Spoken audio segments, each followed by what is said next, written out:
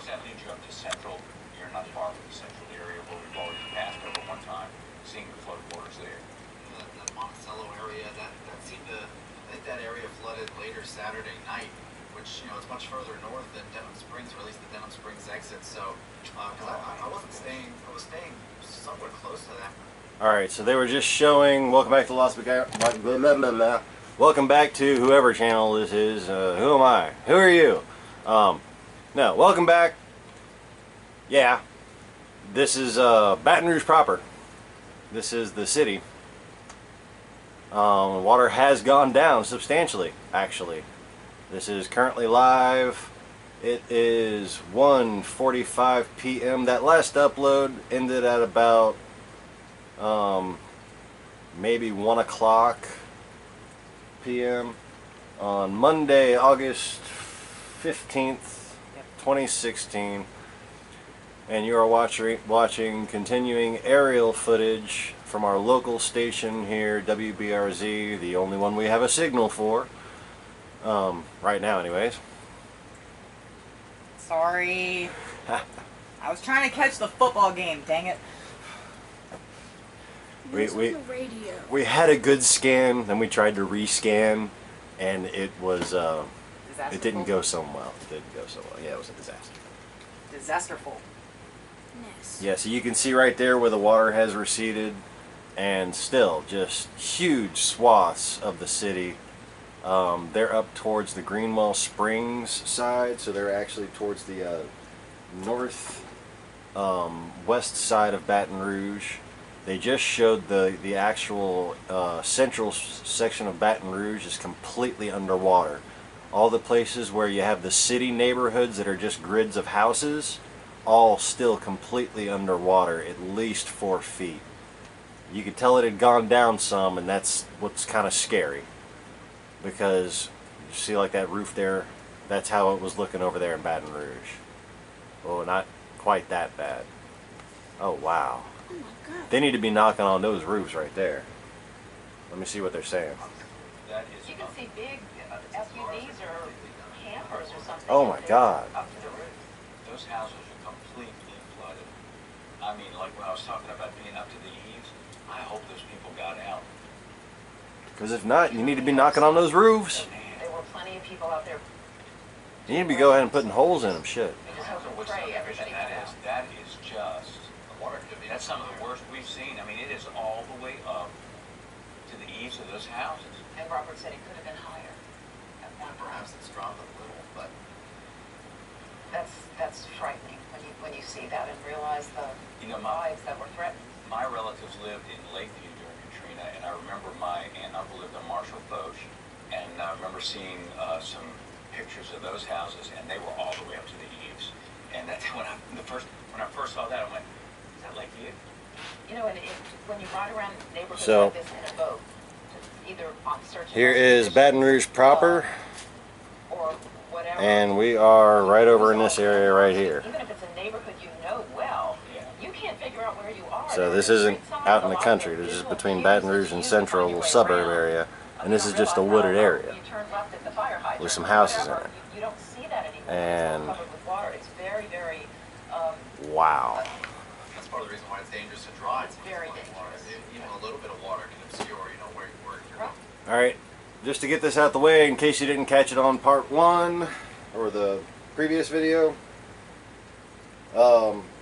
there are a lot of carpetbaggers and scalawags, fake GoFundMe pages and things like that are going to be setting up fake charities trying to get money.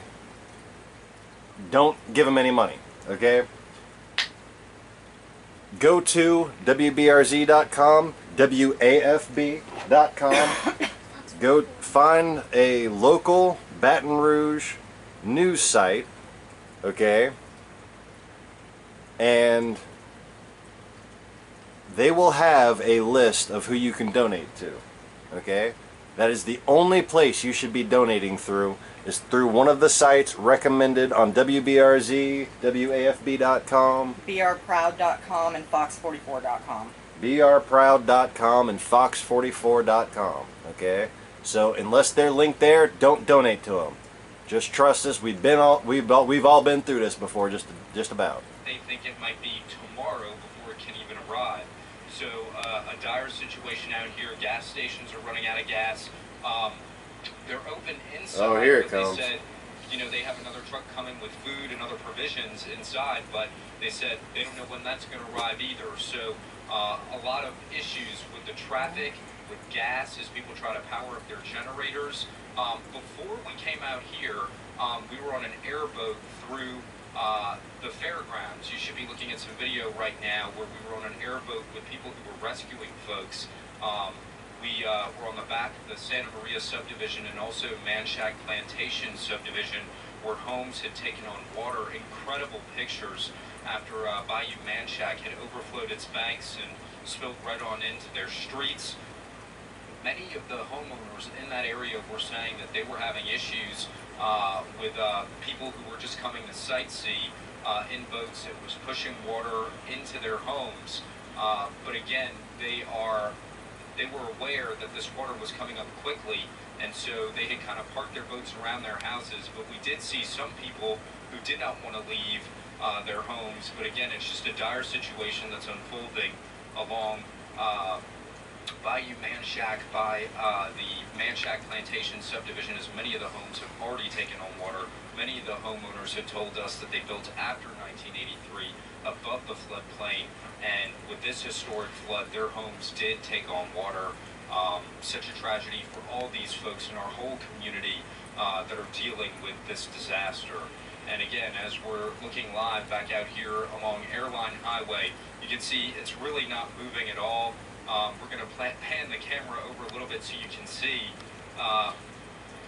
This right here is Airline at 73. You can see big 18-wheelers just completely stopped. We've had numerous drivers ask us, hey, where can we get diesel fuel? Because they're afraid they're going to get stuck. And if you can imagine, you know, if these 18-wheelers get stuck and they're not carrying enough diesel to fuel up, that's just going to create another problem, because they won't be able to move off the roadway until they get some type of fuel added to their truck and they can... Houston, Texas, send some help, man. Y'all know about getting stuck on the sides of highways, everybody run out of gas and shit. Houston, send some help. If you're trying to go westbound through into the Baton Rouge area... and yes, I used to live there for about 8 years. A parking lot. So again, this racetrack that we're at is a gas station along Airline and 73 out of gas. Don't know when gas will be arriving. Also, he said once they sell out of snacks and sandwiches and things like that inside this station, he said he doesn't know when they're going to get another truck in. So that will also be another issue. You know, we've seen so many stores flooded out, supermarkets flooded out. You know, once the waters recede, it's going to be interesting to see how fast these stores can clean up to begin selling items to the people who are desperately going to be needing provisions in their homes, as a lot of them are flooded in and can't get out. JP and Margaret? Hey, Chris, when you went into that neighborhood that you're on the airboat in, Manchac Place, when you went in there and you saw those folks for the first time, and you saw those people and you're talking, what struck you most about that? Because that was some of the most compelling video and some of the most compelling scenes that we've seen today.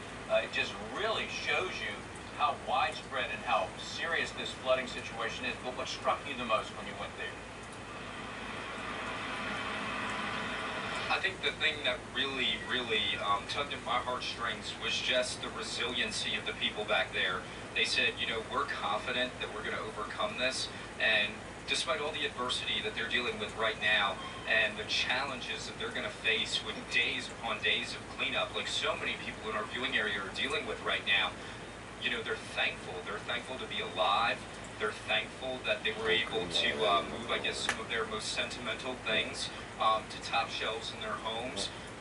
Just Who the fuck is Jessica of the Morris? people here is just amazing, and I think that has a lot to do with just who we are as Louisianians and who we are as a community. And we know that we'll be seeing people come together once these Because I'm trying to access my fucking application. Yeah, well put, Chris. And who the fuck is Jessica Morris? 73 at Airline. Chris, thanks so much. A great job on that, because, man, to get in that, isn't technology today incredible? I mean, Amazing. in You're not the driving course a of, log truck with you anymore. yeah, over the course of our careers, we've seen it all, you know, Yeah. and it was hard enough to do live shots back in the day, but now, we have like a friend on because of those, it's almost, This whole thing has changed the way we report news and gather information so much. yeah, another one of our information gatherers is Michael Vincento, and he's out in the area around Maybe it's a Sherwood bit Forest. big It's on Florida at North Flannery. The sun is shining now, but looks like clouds are rolling in. It's getting kind of dark behind you there. Are you getting ready to see some rain? JP, just a few seconds ago we had our rain jackets, and of course we still have our rain pants on, but we've had our rain jackets on, just waiting for that rain to come through. We saw it down in the distance there. It looked like there was a few rain clouds and rain pouring down, but it only came down for about 3 or 4 seconds, and that was it for right now. Of course, we do. Okay, so if you're wondering, remember I was saying earlier about be careful about what charities you donate to? Our federal disaster assistance application, sorry, that's 2 words, not 1 word. Our federal disaster assistance application just got hacked. Somebody tried to log in and fucking change the information to get our benefits. Isn't that lovely?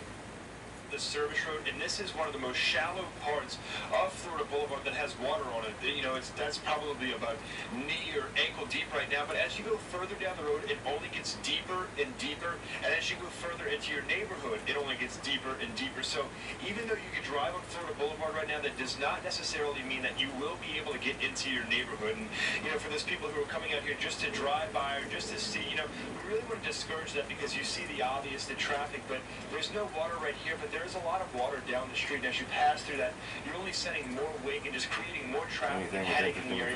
For people who are coming out here, just numerous people have stopped, and they've asked us, you know, why don't you tell us about this, why don't you tell us about this, and really it's because you can't see that right now, and just those people are concerned about their homes, and of course you see traffic clearing now, live TV, just that is an ambulance passing by. We don't know if they've responded to any kind of situation. And no Black Lives Matter protesters stopping it? Good. So they must be responding to something, you know, just, and it speaks to the gravity of the situation out here. It's not over yet. There is still a lot of water out here. And No offense, but if I saw that happening, I'd shoot the motherfuckers. Water this very second. So there still are search and rescue efforts being made right now. We heard this morning there was people being pulled out of cars and houses. Black, white, Chinese, Mexican. So again, Okay, so Stop somehow, an engine, I'll shoot you. if they don't have to. somehow, our application is on file. I just can't access it. And it's good to see those people know their ambulance etiquette, because they got out of the way and let the ambulance get through, because we don't know what the emergency.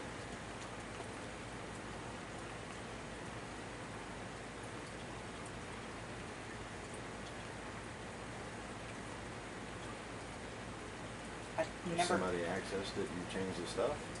I never got a PIN number.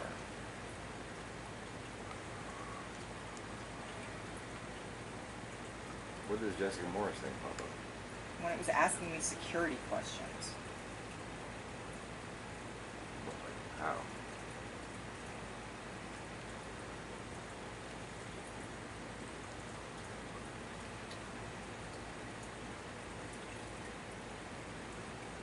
Sorry, I'm calling you when it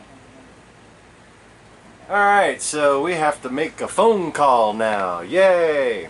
Tiger Honda. Ooh, Hondas. Tiger Hondas. Are they actually open? Yeah, now would be the time to buy if your current vehicle is floating. CRV. Can you put a lift kit on that? You might want to. Okay, I'm done. Thanks for watching, everybody. Like and subscribe. Peace.